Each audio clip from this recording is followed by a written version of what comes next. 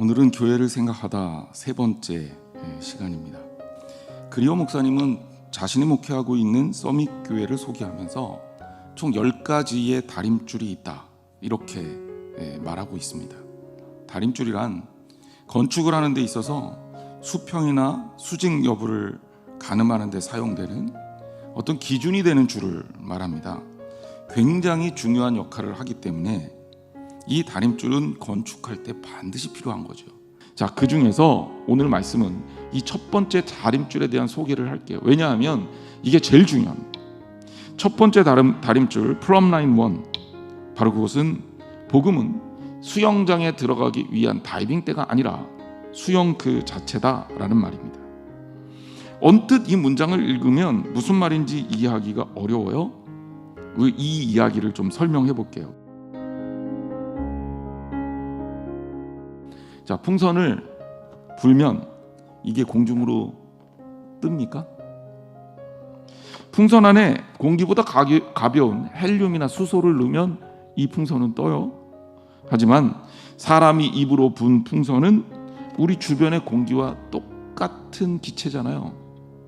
그러면 이 풍선, 그 기체를 싸고 있는 풍선의 무게만큼 무겁기 때문에 공중으로 올라가지 못하는 겁니다.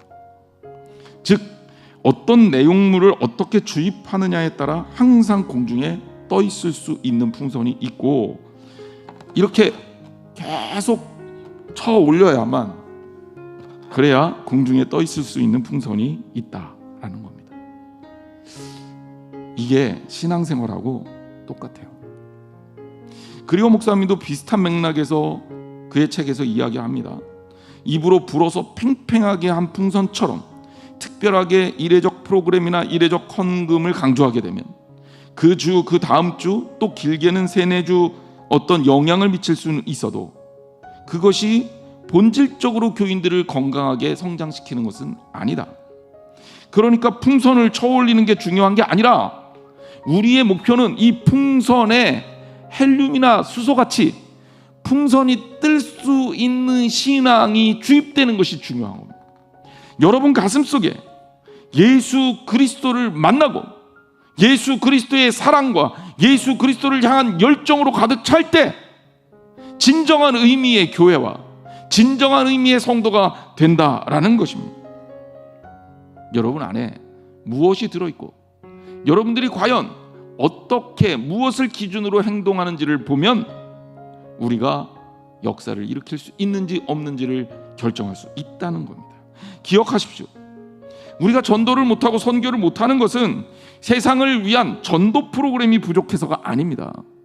오히려 전도의 문제는 하나님의 영광으로 온 세상을 뒤엎겠다는 열정이 부족한 데 문제가 있는 겁니다.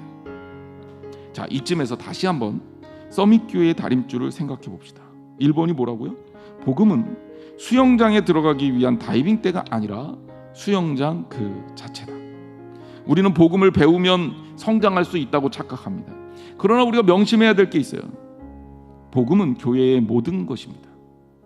복음은요, 수영장에 들어가기 위한 수단이 아니에요. 다이빙대가 아니에요. 복음은 교회의 전부입니다. 복음은 기독교의 시작이자 끝입니다. 복음은 우리를 우리 되게 하는 본질이에요. 가슴속에 복음이라는 가스를 가득 채우사 주님의 나라를 위한 열망을 채우세요. 기쁨과 즐거움으로 하나님의 역사를 이루시기 바랍니다. 복음은 부분이 아니에요. 복음은 전부입니다.